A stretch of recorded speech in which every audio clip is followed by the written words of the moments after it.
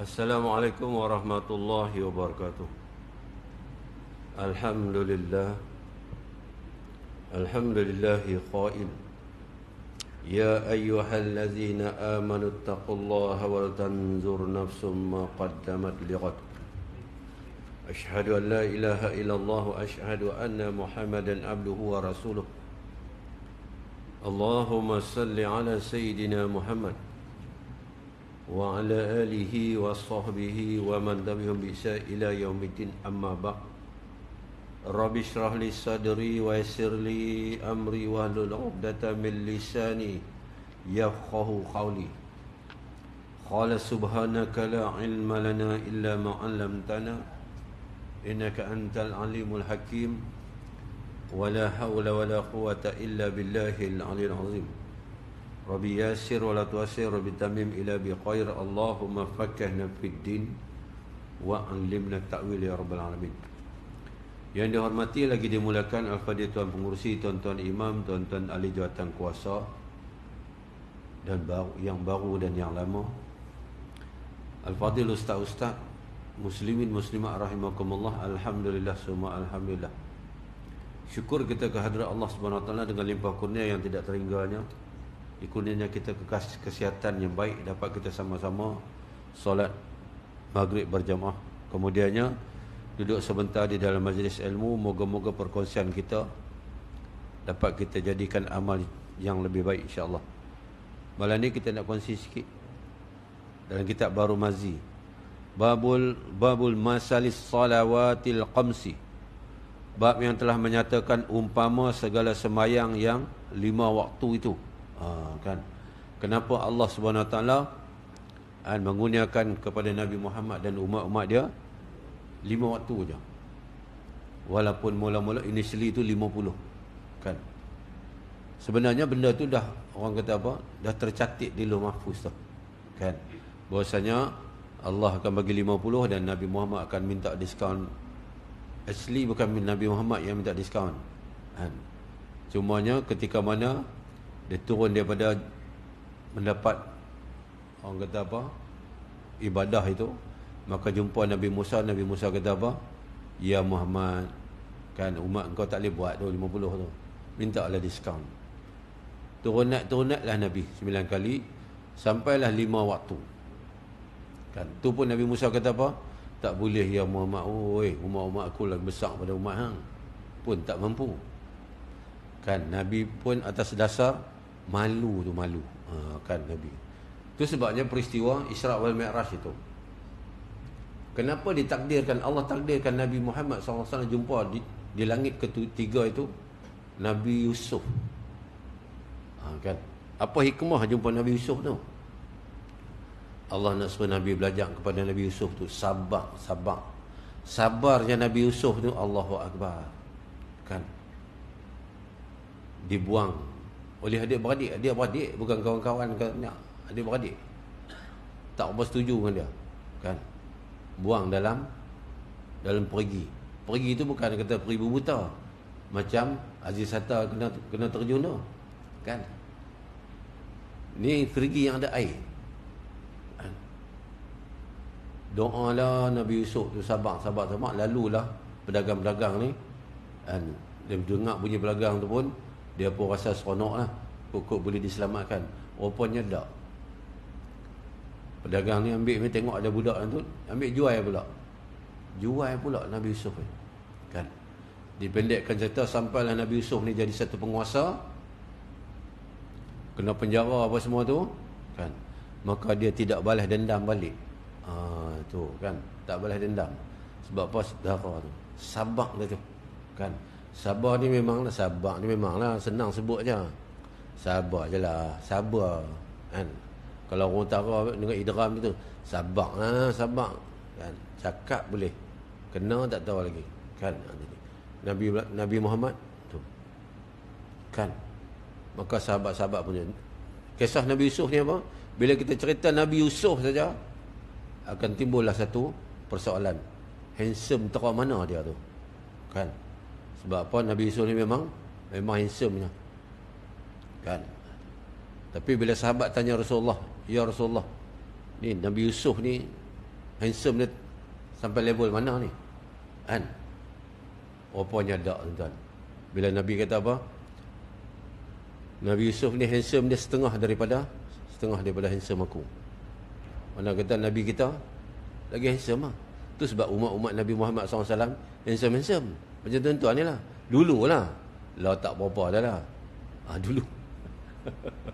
Lah tak, tapi kata Piramli kan, lawa tak ada lah, manis tu ada. Tu manis. Tengok macam cerita apa tu? Kan? Cikgu Murni kan manis. Haji Bakri seronok masa tu lah. Kan? Tapi yang bagusnya Haji Bakri ni, walaupun sebakri-bakri dia rajin juga sedekah. Tapi kepada Cikgu Murni sajalah. Cikgu lain dia tak mau. Kalau anak-anak yatim ni dia kata apa? Budak-budak tak boleh pegang duit banyak. Bagus sungguh Haji Bakri ni. Kan? Itulah watak yang dipaparkan oleh Piramli. Ada tak tuan? Ada. Apa juga cerita-cerita Piramli ni yang kata dewa filem ni. Semua ada. Keluarga 69 kan? Kan? Kau ini campur-campur. Cumanya tak tahu nak panggil je. Kan? Tu. Yang dia kata, maka Allah kurniakan kepada Nabi Muhammad SAW solat 5 waktu kan? Kenapa? Kan? Yang lain-lain tu semua, ibadat-ibadat lain semua melalui wahyu. Tapi semayang solat ni Allah jemput Nabi terus. Kan? Malam ni kita tahu. Jadi tuan-tuan jangan ke mana-mana, duduk dan diam sampai habis rancangan insya-Allah. Ketahuilah kiranya saudaraku, kitab Barul Mazid, tuan kitab ni akan guna ayat ini lah. Ketahuilah kiranya ya saudaraku, sembahyang 5 waktu itu menghapuskan ia akan dosa. Tuan-tuan, Allah SWT ni, Allahu Akbar, habis hatilah dengan umat Nabi Muhammad SAW. Kira habis hati lah. Kan? Kira nak buat kaedah ibadat tu, kira boleh ampun dosa ya. Kan? Walaupun daripada segi physically-nya kita tengok fahaman manusia, kan? Kita lah pada anggapan dan fikiran manusia sikit je kita buat. Tapi pahala yang Allah nak bagi tu tuan-tuan, Allahu Akbar. Bayang tengok solat sunat subuh 2 rakaat saja. Lama mana sangat 2 rakaat tu pun. Kan? Nabi kata apa? Ganjaran pahala dia seumpama dunia serta isi dia. Kan? Dunia ni dah 7 betala bumi. Dunia, isi dunia ni apa tuan-tuan? Allahu Akbar. Tu. Ini kat Kelantan dah jumpa apa? REE ke apa?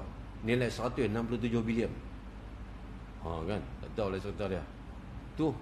Dengan petroleum lagi. Allah tak usah cerita tuan tu.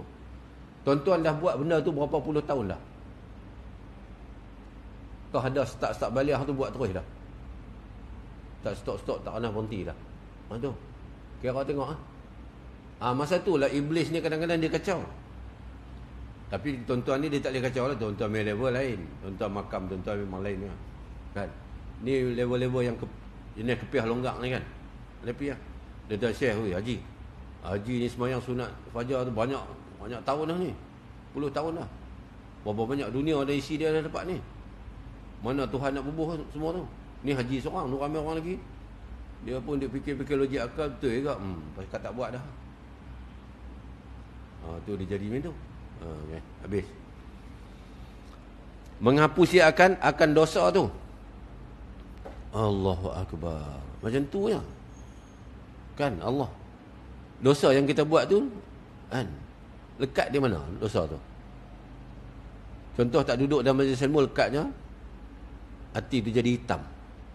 Boleh jadi putih. Bersemayang pasal. Kan? Tuan-tuan bayang tengok orang bukan Islam lah. Orang kafir. Orang kafir ni apa dia tak makan? Kan? Kinjir pun dia sapu, apa semua dia sapu lah. Arak saya cerita lah, yang kaki arak lah. Ada juga orang kafir yang tak minum arak pun ada. Kan? Dia terbalik kod. Orang Islam nak minum arak, dia pun tak minum arak. Kita kira yang minum arak lah. Nabi kata, kan, ada saja makanan haram yang kita konsum, daging kita juga akan tumbuh daripada unsur-unsur yang haram. Bayang, ibadat tak terima. Tetapi bila dia masuk Islam, katalah 60 tahun hidup, 61 umur dia masuk Islam. Habis Allah delete habis dia punya. Yang kata haram-haram tu delete habis. Kita fikir lagi akal tak sampai. Tak sampai nak fikir. Macam mana boleh jadi ya? Tapi itulah kenyataan daripada Nabi Muhammad SAW. Allah akan boleh buat macam tu. Sama juga dengan kita pun. Bebanan dosa yang kita ada ni, dengan satu doa kadang-kadang habis. Itu sebab kenapa di akhir hayat kita tu, di kalam yang terakhir tu, yang kata ketika sakaratul maut itu, dia ada satu penyakit, satu sakit. Kan? Tuan-tuan, kita sembelih lembu, sembelih kambing banyak lah. Kita tengok ada bagaimana lembu tu sembelih. Bila dia kena sembelih, nak habis nyawa dia. Lembu ni dosa apa dia buat? Teruk dah dia mati. Teruk tuan-tuan. Dia tarik tu. Masa nak tarik nyawa tu. Itu lembu. Yang tak ada dosa tu. Adalah kita lah. Kita sebab Allah tak pernah tunjuk benda macam tu. Dia tunjuk depan mata mati. Allah. Memang taubat habis orang. Kan? Kita duduk tengok orang dalam nazak steady. Tengok, steady dia. Sebenarnya tidak. Tuan, Nabi Muhammad sallallahu alaihi wasallam pun rasa sakit tu. Rasa sakit. Tu Nabi Muhammad SAW. Sebab apa? Kerana sebab sakit itulah Nabi kata apa? Wahai Israel, pedihnya sungguh. Kan? Sakitnya sakarat ni. Kalau macam ni lah. Kau ambil semua sakit-sakit umat aku tu ketika mana sakarat tu, kau bawa mari kat sini, bagi aku saja yang rasa. Tu Nabi tu. Israel kata ni saat bertanya Allah ni. Allah kata no. Bagi masing-masing manusia, masing-masing rasa tu. Kan? Kita tak rasa lagi. Kita sakit biasa aja. Kan? Koma pun belum lagi. Selalu ni lepas koma akan jadi full stop. Kan? Ramai orang koma. Kan? Ada satu anak pangeran apa ke? Berapa belas tahun dah koma. Tak apa, lepak dia kaya. Kan? Dah sepupu saya ziarah. Masuk ni dah 15 hari. Tak sedap. Sebab apa? Dia umur dia 70 tahun. Selepas dia pension itu, apa satu medical pun dia tak nak buat. Tiba-tiba pop up kat sini kepala ni. Allahu Akbar. Kan? Rupanya orang yang dalam koma ni di HKL tu ada 6 katil. Ni apa dia daripada pinggang ke bawah ni semua bubuh stokin lah. Takut dia jadi bedridden, dia berkudir kat belakang ni. Allahu Akbar. Bini duk gosok lah. Pengorbanan isteri akhir. Kan? Suami duduk macam tu. Tak tahulah. Kan? No? Kita harap-harap jangan macam tu. Sakit tu sebenarnya kifarat dosa. Bila nyawa nak keluar masuk macam tu lah. Sakitnya tak usah cerita lah tuan-tuan. Tuan-tuan tengok dah ketika mana dia tahan sakit tu ni sampai terkancing gigi ni. Ni, lidah digigit. Kan? Kalau kita nak angkat memang tak boleh tuan-tuan. Kan? Takkan nak pakai tu shredder tu. Bubuh tu tu jahanam lah. Kan? Kalau boleh tolak lidah masuk. Sebab apa dia gigit lidah tu. Punya tahan sakit tu. Allahu Akbar, tak tahu. Kita tak tahu. Kita masih lagi ada peluang minta kepada Allah Ta'ala mati steady ya. Kan? Macam apa? Macam kita tengok Palestin lah. Dah mati ramai kan. Tak tahu keadaan dia mati macam mana. Kan? Kita tengok, oh sadis betul. Hanya dia dengan Allah saja tahu. Kita minta macam tu. Sebab apa? Dia pun selalu ingat Allah. Kan? Jadi kaedah Allah menggugurkan dosa ni, nak delete dosa ni macam-macam. Setiap kebaikan Allah akan tampung dengan terhapus dosa. Kita ni jadi orang baik, terhapus dosa. Itu sebab Nabi pesan kita, jadilah orang-orang yang baik. Kan? Itu sebabnya bila timbul saja Rajab, kita semua akan doa apa? Allahumma barik fi Rajabin wa Sya'ban wa balighna Ramadan. Timbul saja Rajab, semua nak minta, ya Allah sampaikanlah kami ke bulan Ramadan. Sebab apa? Bulan Ramadan ni bulan penuh keberkahan. Hidup kita di satu bulan tu tuan-tuan, Allahu Akbar. Penuh dengan pahala dah. Ni berjalan saja boleh pahala dah. Sebab puasa. Doa pun makbul. Mati pun special punya mati. Mati dalam bulan Ramadan. Kan? Sebab apa? Kadang-kadang kita sendiri pun tahu level iman kita tu dekat mana. Tu yang minta nak masuk bulan Ramadan tu. Sebab bulan Ramadan inilah hanya iman umat Nabi Muhammad ni memuncak ketika Ramadan lah. Kan? Ni dia naik balik ni, naik kan. Gradually naik. Kan? Sampai Ramadan. Sebab Ramadan ni apa amalan kita tak buat? Apa jenis ibadat tak buat? Qiyam, setiap malam qiyam. Baca Quran tu saya cerita.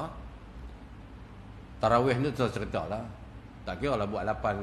Tu pun ada tanya, Ustaz, boleh ke buat 4? La ilaha illallah. 8 tu okey. Tanya lagi boleh buat 4. Saya pun cakap macam ni lah tuan. Nak tak payah buat lah. Tekan 4. Dah lah setahun sekali Ramadan tu.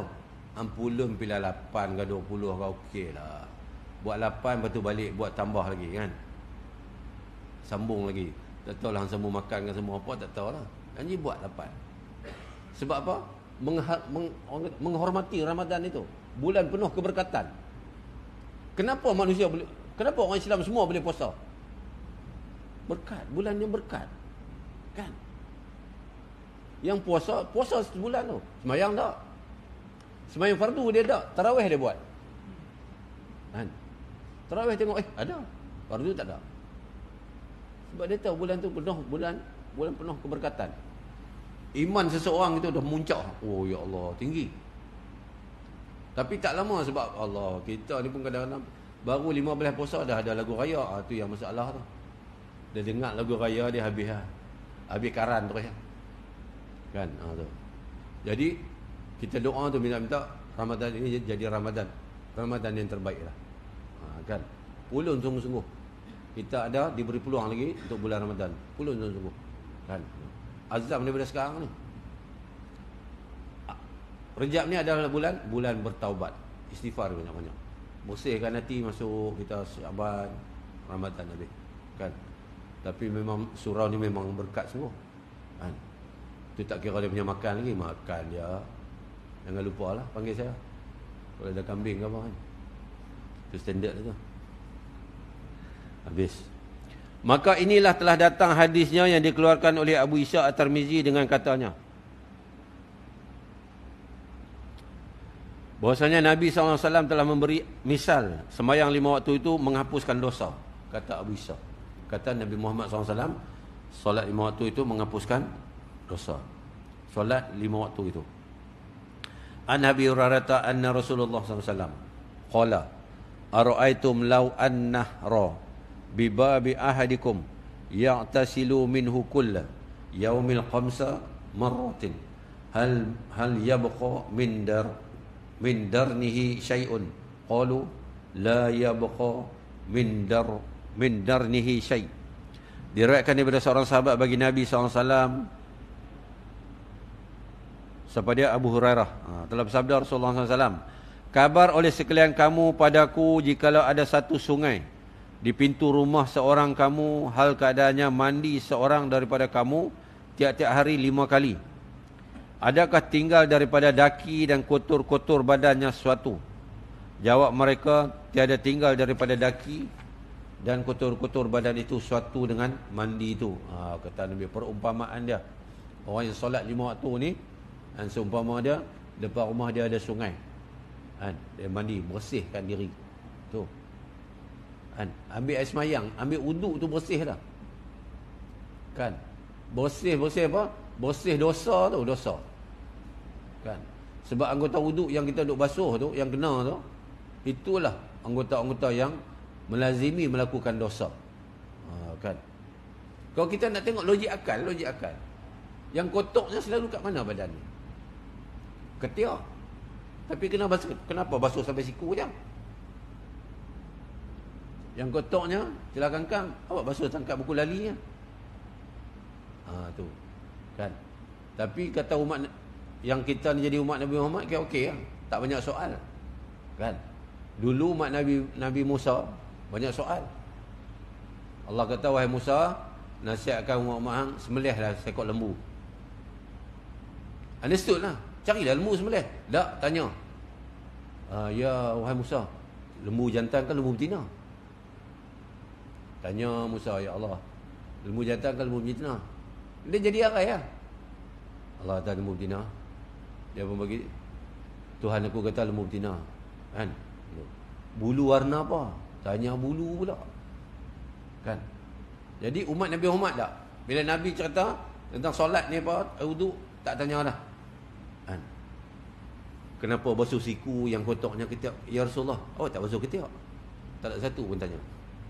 Ya Rasulullah, kenapa basuh kaki dekat buku lali yang kotaknya kan jelas kang. Kan? Contoh. Ambil air sembahyang, lepas tu kentut. Kan? Kentutnya keluar anginnya. Basah buntut dah lah. Dah. Bantai wuduk. Walhal anginnya. Kan? Maka Imam Syafi'i kata sebab apa? Sebab angin tu angin yang keluar daripada tempat kotor. Tak ada satu angin pun yang keluar daripada situ yang wangi. Kan? Tak yang silent ni. Tahu bau je. Tu lagi meragam tak dengar bunyi apa pun tahu bau satu macam. Tu boleh pengsan kalau macam tu. Tu. Kan? Masuk. Tu sebab contoh kita tengok. Kenapa air liur anjing ni haram? Najis. Kenapa? Kan? Kalau kita kering, kita pegang anjing pun kering, okey. Tapi kena air liur dia. Kenapa? Kena sama. Kenapa? Kan? Sebabnya anjing ni perangai dia suka menyalak. Lepas tu pemarah, anjing ni pemarah. Anjing ni, kan? Sebabkan sifat-sifat macam tu Elio tu terus dia anggap najis. Kan? Tak mau bagi manusia ni kamcing sangat baik. Dulu ada selarah yang budak-budak perempuan duk pergi buat praktikal, duk peluk-peluk anjing macam Allah Akbar. Kan? Habis.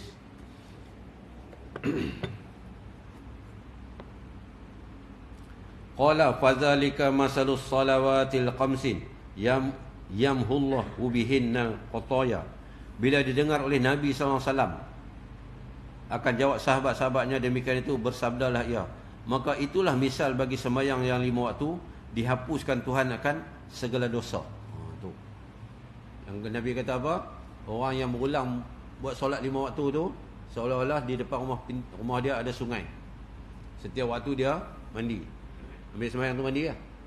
Maka dia bersihkan tu, maka gugur dosa. Allahu Akbar. Dosa gugur. Tapi kita tak nampak lah melalui titisan-titisan tu. Kita tengok macam biasa, tak ada titik apa pun. Itu falsafah dia. Kan? Punyalah Allah ni nak kurangkan dosa-dosa kita ni. Itu sebabnya di samping kita duk niat basuh muka tu, niat sama apa? Ya Allah, gugur kalau dosa yang ada kat muka aku ni. Ni semua ni, dosa mata, dosa hidung, dosanya mulut, dosanya telinga tu. Kan? Hidung pun ada dosa. Kan? Duk bau makan tu bau. Jiran buat apa? Buat pengat derian. Sedap bau derian. Kan? Jiran pun bagilah. Tak bagi derian tu, bagi kuah ya. Lepas tu berkata lah, bagi kuah aja, bagilah roti sekali. Pula ada. Orang bagi derian tu bagi orang besar hati lah tu. Nanti cakap pula. Cerita kat jiran sebelah pula. Tu bagi semalam bagi Sarawak. Tak patut tu bagi kuah aja, bagilah isi sekali. Dah lah roti pun tak bagi. Mengata pula tu. Melalui hidung tadi. Mulut pun sambung pula. Kan? Maka kumur itu habislah dosa-dosa dia. Kata Abu Isa At-Tirmizi, bermula ini hadis hasan lagi sahih. Tu hadis yang sahih. Misal sembahyang itu apakah faedahnya didatangkan oleh Nabi? Sesungguhnya Nabi kita itu seorang yang bijaksana, sangat pandai yang menarik hati sahabat-sahabatnya itu supaya mencapai ilmu. Maka ditariknya sahabat-sahabatnya dengan jalan yang memberi ingin kepada berhadap apa ilmu yang mahu diberinya. Tu yang kata Nabi tu, Nabi Muhammad SAW tu, kan? Nabi tak pergi masuk kursus apa lah. Kursus apa? Public speaking ke apa tak? Memang Allah takdirkan macam tu. Nabi ni kalau cerita orang jadi seronok kan. Kalau Nabi baca khutbah ni, seminggu orang duk ingat tu teks tu. Kan. Jadi seronok, senang faham. Kan. Macam tuan-tuan lah. Akhir ni memang tak ada soalannya. Kan. Mana kita senang faham tu. Di Nabi duk tarik sahabat itu. Kan. Maka supaya cukup faham sahabat-sahabatnya itu pada ilmu yang mahu diberinya. Maka itulah kadang-kadang masalah yang diberinya faham itu didatangkan dengan misal dan ibarat yang elok dan cakap manis. Dia punya misalan tu. Kan. Jadi orang pun seperti mana Nabi cerita bab syurga. Kan. Nabi cerita bab syurga ni, sahabat-sahabat ni rasa macam seolah-olah ni lepas ni nak pergi masuk. Punya asyik. Kan. Walaupun Nabi kata apa? Sekadar apa yang aku dapat cerita ni, itu semua keindahan dunia yang kita boleh bayang. Syurga lebih cantik lagi daripada itu. Kan. Contoh macam Nabi misalkan api neraka, kepanasan api neraka. Bukan api dapur gas tu. Api lava tu, lava, gunung berapi yang lava duk turun merah tu kan.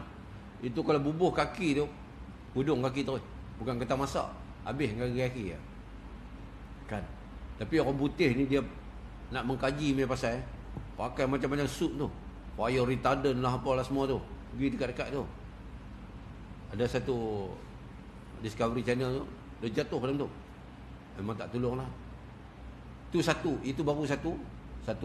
Nabi kata 70 kali panas tu api neraka. Kan.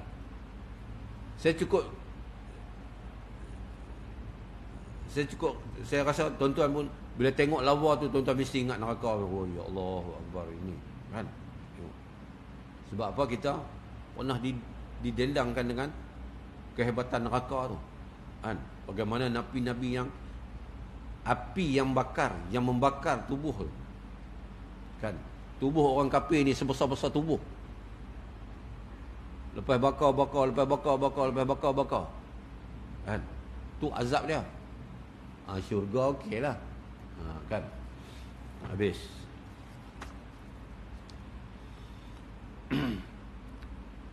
Maka dengan misal dan contoh itu menjadikan gemar hati mendengarnya dan menerima apa katanya. Kerana diberi makan fikir itu dengan jalan cara akal serta dibandingkan dengan barang yang tampak pada mata kepala.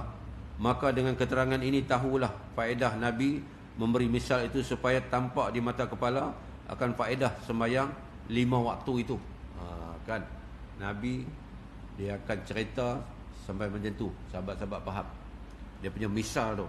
Maka itulah sebabnya Nabi membuka cakapnya dengan sabdanya, Ara'aitum, cuba kabar oleh sekalian kamu akan barang yang aku tahu tanya ini, yang aku mau tanya ni. Kan. Nabi sebelum dia cakap, dia tanya oleh sahabat-sahabat, ni yang aku nak cerita ni, hampa pernah dengar tak lagi? Kan. Semuanya sahabat ni tuan-tuan, sahabat ni kalau dia tahu pun dia tak kata na'am ya Rasulullah tak. Dia akan kata apa? Allahu a'lamu wa rasuluh. Hanya Allah dan Rasul saja tahu. Tu adab dia tu. Kan. Sekiranya sekalian kamu tidak tahu menjawabnya, pastilah aku beri terang dengan sejelas-jelasnya. Maka itulah sebab jadi selalu dijawab sahabatnya dengan kata mereka itu, Allahu a'lamu wa rasuluh. Kan. Kenapa sahabat kata sahabat tak tahu? Hanya Allah dan Rasul saja tahu. Walaupun sahabat tahu. Sahabat tak, Nabi cerita lebih detail lagi. Kan. Macam orang-orang ni yang duk pandai cakap ni tuan. Kita tengok kan. Ada orang yang pandai cakap ni, kita jadi macam Ahmad Denidat cakap tu, Allahu Akbar. Kita kan. We know that our English is not so good as him lah. Tapi kita ada attraction tu. Kan. Zakir Naik ke? Tu Zakir Naik, Zakir turun belum lagi. Zakir Naik. Dengar. Adalah beberapa pemimpin yang cakap, oh ya Allah, kan. Ada. Kadang-kadang ustaz-ustaz ni pun ada yang cakap bagus tak? Kan. Sedap dengar. Kan. Habis. Maka itulah jadi selalu dijawab sahabatnya dengan kata mereka itu, Allahu a'lamu wa rasuluh, supaya Nabi itu menerangkan ilmu itu dan buah faedah ilmu yang diberi itu dengan sejelas-jelas dan cukup sedapnya. Kan? Olahan Nabi tu bukan tersasar daripada tujuan tu, dia punya olah. Dan Nabi, tuan-tuan, Allah hantar Jibril pula cerita kat Nabi, kan? Sudah tentu mantapnya Nabi Muhammad SAW, kan? Misal sembahyang itu bagaimana menentangkan antara dua bandingan itu. Sesungguhnya jalan menentang akan banding dengan yang dibandingkan itu begini. Bahwasanya seorang itu sebagaimana berlumur badannya dengan daki dan kotor yang tampak dengan mata kepala, demikianlah juga berlumur badannya dengan dosa-dosa, dan sebagaimana air itu menyucikan kotor-kotor pada badan dan pakaian. Misalnya dia tu, bila kita ambil semayang tu, bersihkan diri tu, kan? Macam kotor kalau ada selut-selut lah, kan? Contoh macam mekanik nak datang semayang, dengan hitam tangan, dia basuh dulu, kan? Jadi seolah-olah dosa jatuh itu, kan? Dosa ni kita tak nampak. Tak ada lah kot lepas kita ambil semayang tu kita rasa ringan macam kapas tau. Jalan pun melayang-layang, orang tanya, "Oh Syekh, tadi jalan dosa dah habis." Tak, dia tak jadi macam tu. Kita yakin tak yakin ya? Kita yakin ke tak yakin? Tu je, kan? Jadi kita kena kata yakin lah. Sebab kalau kita tak yakin ni, kita nak solat lagi ni, jangan gangguan dia macam-macam lah. Elok nak angkat takbir ni, Allah, dia pun bisik. Dia kata, "Syekh, kepala tadi pun tak sempat basuh." Kita pun tu. Ingat dan lupa tu. Itu juga satu nikmat. Ingat dan lupa tu. Rezeki dan nikmat.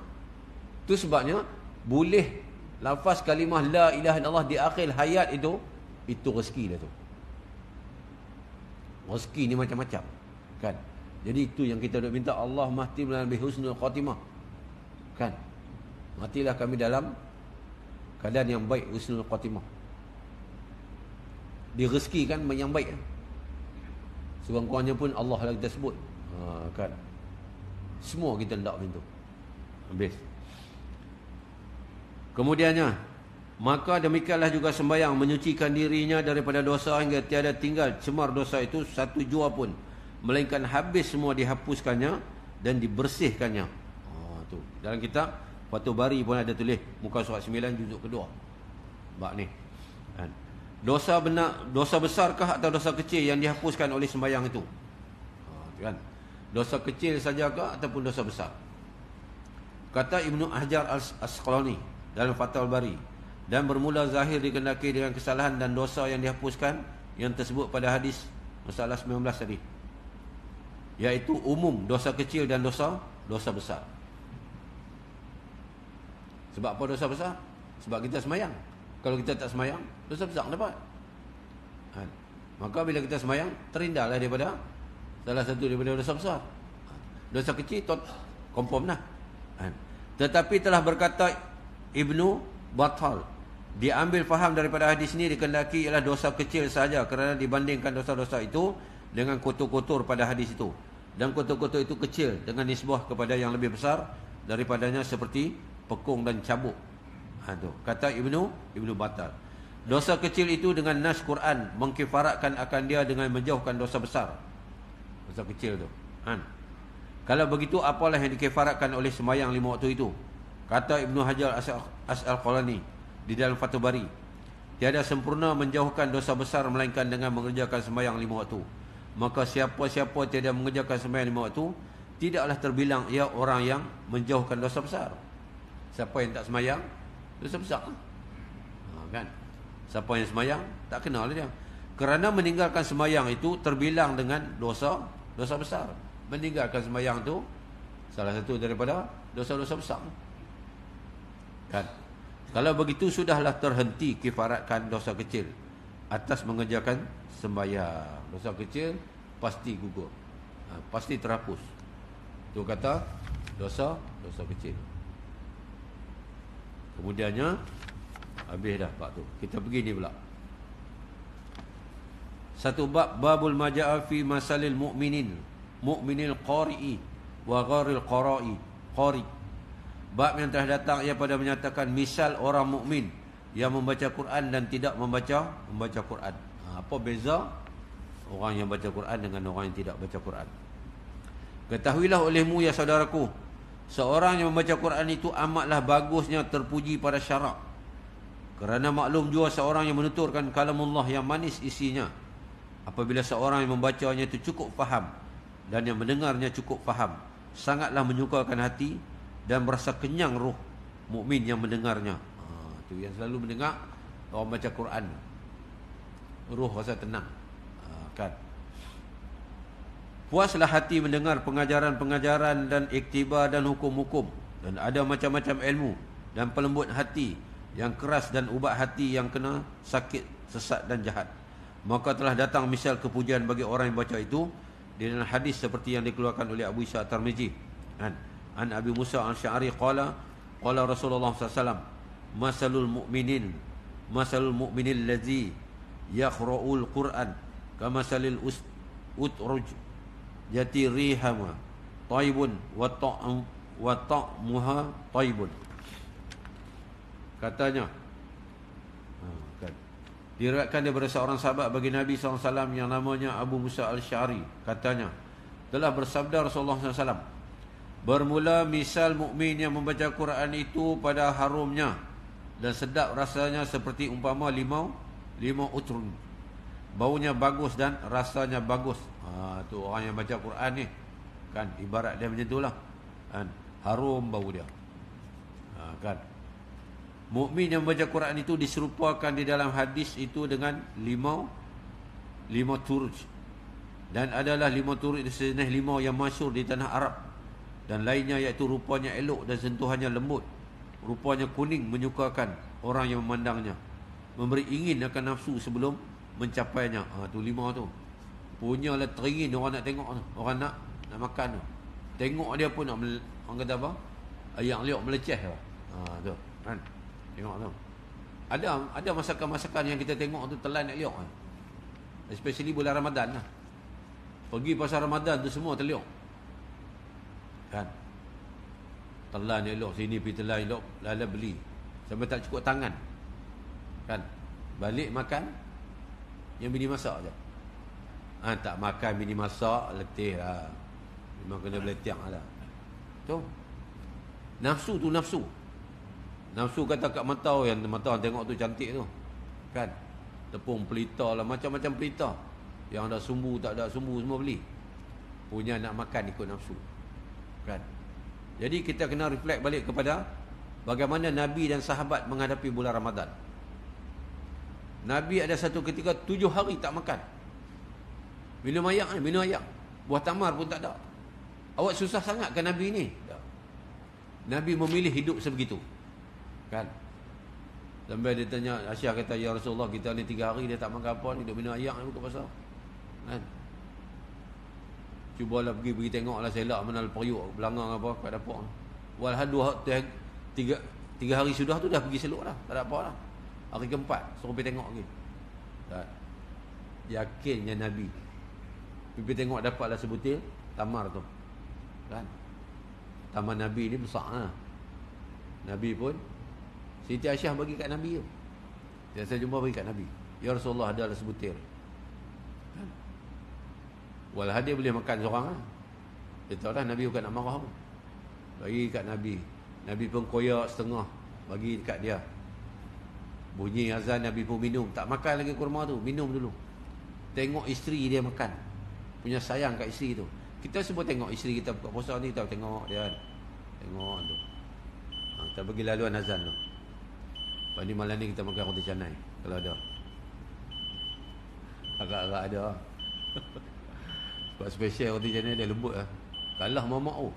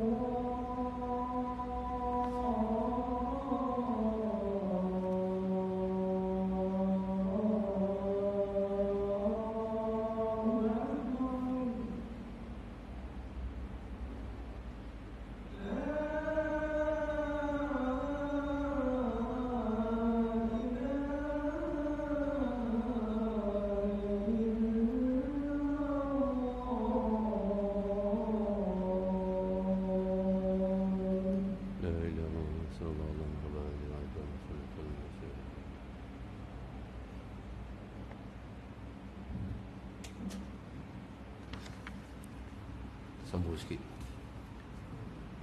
Mukmin yang tiada membaca Quran, itu adalah misalnya didatangkan di dalam sepotong hadis yang akan datang ini, iaitu katanya wa masalul mu'minil lazi la yaqra'ul Quran kamasalil tamrat la rihalaha wa ta'muha hulhul. Dan bermula misal orang mukmin yang tiada membaca Quran itu seperti umpamanya buah kurma yang tiada bau baginya. Tu. Mukmin yang tidak baca Quran. Mukmin yang baca Quran tadi macam apa? Macam limau turun. Apa spesialnya limau tu? Kan?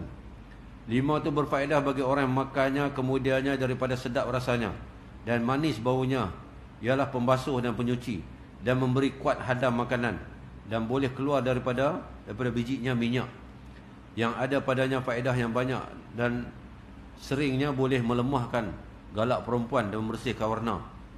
Boy. Tuan-tuan pergi Mekah tu kena cari kan?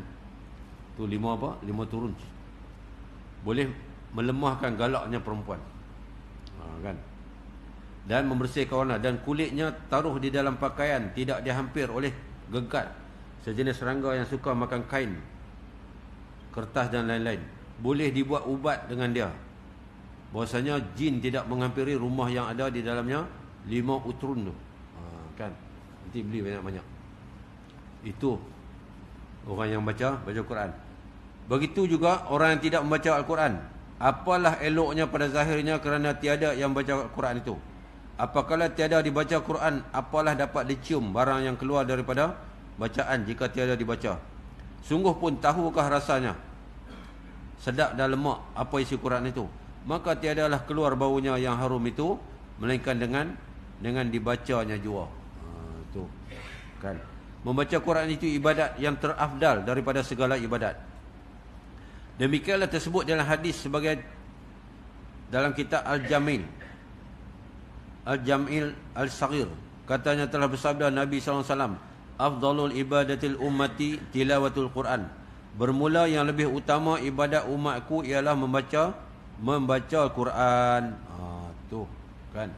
Jadi kita lepas ni nak tidur pegang Quran, apa pun pegang Quran. Itu sebab kita tengok budak-budak Palestin yang mana mati syahid tu kan, bila periksa poket dia tu, dia orang ada Quran kecil tu. Allahu Akbar kan. So, kita pun kena ada budaya macam tu lah. Kan. Jadi saya tahu tuan-tuan tak buat macam tu. Takut orang kata alah macam pandai kita kan semua orang kata ya. Kita ni tak buat pun orang kata, buat pun orang kata. Melayu ni pelik kan. Jadi eloklah kita sunyi-sunyi je lah ibadat, biar kita dengan Allah aja tahu. Jadi wallahualam, sekadar itu dulu yang dapat kita kongsi. InsyaAllah panjang umur dan rezeki kita bertemu sekali lagi. Kita sudahilah dengan tasbih kafarah dan surah Allah subhanahu wa ta'ala. Asyhadu an la ilaha illa anta astaghfiruka wa atubu ilaik. Bismillahirrahmanirrahim. Wal 'asri innal insana lafi khusr illa allazina amanu wa amilus solihat wa tawassaw bil haqqi wa tawassaw bis sabr. A'udzu billahi as-sami'il 'alim minasyaitonir rajim. Bismillahirrahmanirrahim. Alhamdulillahirabbil alamin wal aqibatu lil muttaqin wa la 'udwana illa 'alal zalimin. Wassalatu wassalamu ala asyrafil anbiya wal mursalin wa ala alihi washabihi ajmain. Raditu billahi rabbil islami dina wa bi Muhammadin rasulah. Ya Allah ya Rahman ya Rahim, ampunlah dosa kedua ibu bapa kami Allah. Ampunkanlah dosa sekalian jemaah yang hadir pada malam ini Allah, yang juga di dalam talian ini Allah. Ya Allah ya Tuhan kami, selamatkanlah saudara-saudara kami kaum muslimin yang ditindas di bumi Palestin dan di mana sahaja mereka berada ya Allah. Sayangi dan kasihanilah mereka ya Allah. Keluarkanlah mereka daripada penindasan serta kesempitan yang mereka alami selama ini. Ya Allah, dengan kuasa-Mu ya Allah, jadikanlah sebab perjuangan dan dosa kami, doa kami semua. Kau kembalikanlah tanah mereka yang dirampas. Kau hapuskanlah kezaliman yang ada di muka bumi ini. Berilah keadilan kepada mereka yang diinayah serta dizalimi. Ya Allah, anugerahkanlah kemenangan kepada mereka ya Allah, dan juga kepada kami ya Allah. Rabbana atina fid dunya hasanah wa fil akhirati hasanah wa qina adzabannar. Wa sallallahu ala sayyidina Muhammad wa ala alihi wa sahbihi wa baraka wasallam. Walhamdulillahirabbil alamin. Taqabbalallahu minkum.